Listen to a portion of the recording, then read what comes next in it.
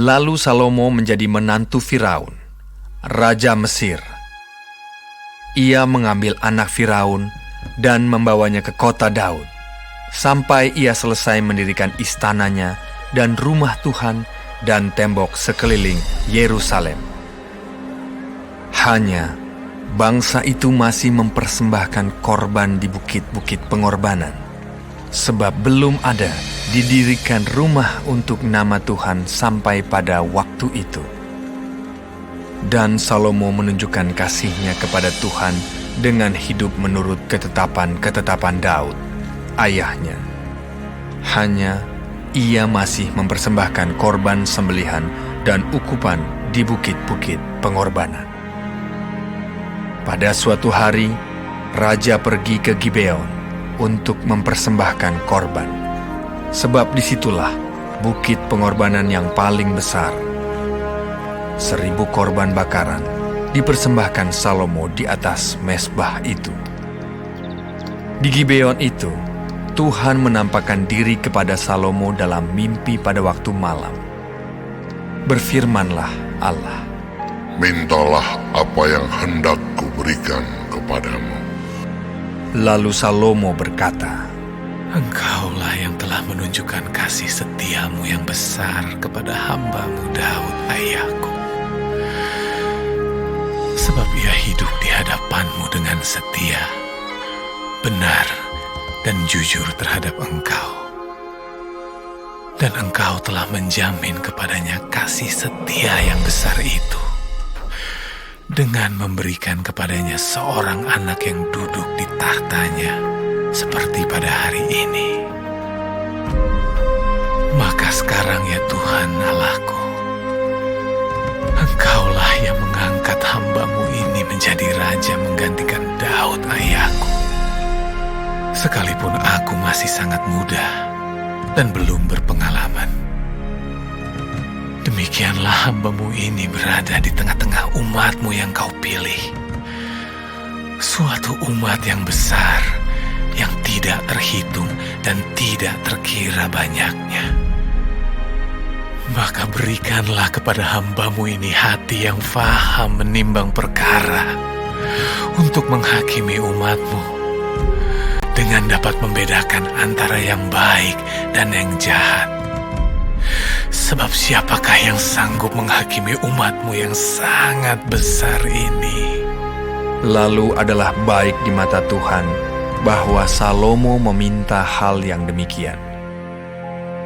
Jadi berfirmanlah Allah kepadanya, Oleh karena engkau telah meminta hal yang demikian, dan tidak meminta umur panjang, atau kekayaan, atau nyawa musuhmu, melainkan pengertian untuk memutuskan hukum, maka sesungguhnya aku melakukan sesuai dengan permintaanmu itu.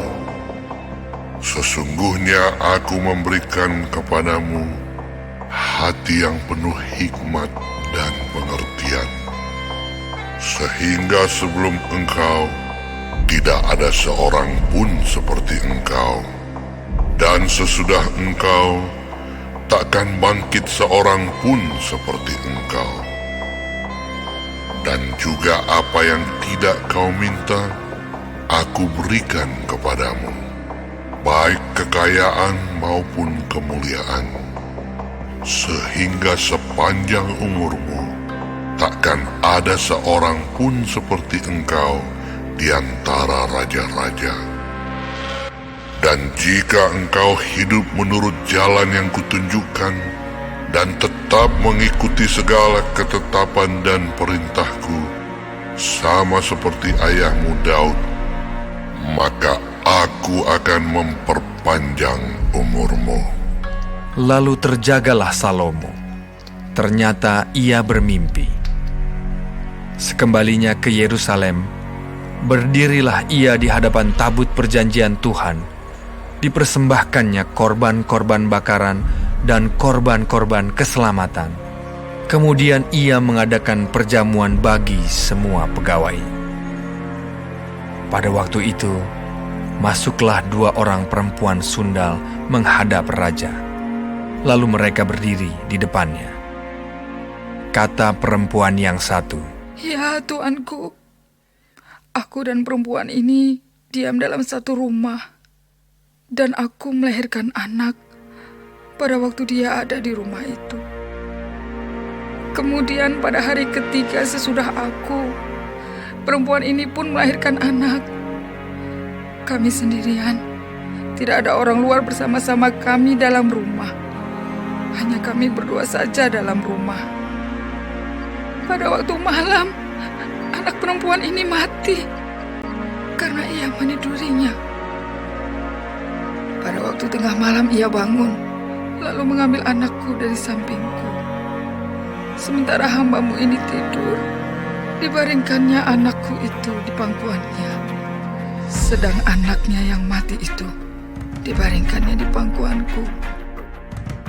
Ketika aku bangun pada waktu pagi untuk menyusui anakku, tampaklah anak itu sudah mati. Tetapi ketika aku mengamat-amati dia pada waktu pagi itu, tampaklah bukan dia anak yang kulahirkan." Kata perempuan yang lain itu. "Bukan, anakku lah yang hidup dan anakku lah yang mati." Tetapi perempuan yang pertama berkata pula, "Bukan, anakmu lah yang mati dan anakku lah yang hidup." Begitulah mereka bertengkar di depan raja. Lalu berkatalah raja, Yang seorang berkata, anakkulah yang hidup ini dan anakmulah yang mati. Yang lain berkata, bukan, anakmulah yang mati dan anakkulah yang hidup. Sesudah itu raja berkata, Ambilkan aku pedang. lalu dibawalah pedang ke depan raja. Kata raja, Penggalah anak yang hidup itu menjadi 2, dan berikanlah setengah kepada yang satu, dan yang setengah lagi kepada yang lain. maka kata perempuan yang empunya anak yang hidup itu kepada raja, sebab timbullah belas kasihannya terhadap anaknya itu, katanya, "Ya tuanku, berikanlah kepadanya bayi yang hidup itu. Jangan sekali-kali membunuh dia." Tetapi yang lain itu berkata, Supaya jangan untukku ataupun untukmu. Penggalah. tetapi raja menjawab, katanya, Berikanlah kepadanya bayi yang hidup itu. Jangan sekali-sekali membunuh dia. Dia itulah ibunya. ketika seluruh orang Israel mendengar keputusan hukum yang diberikan raja, maka takutlah mereka kepada raja, sebab mereka melihat bahwa hikmat daripada Allah ada dalam hatinya untuk melakukan keadilan.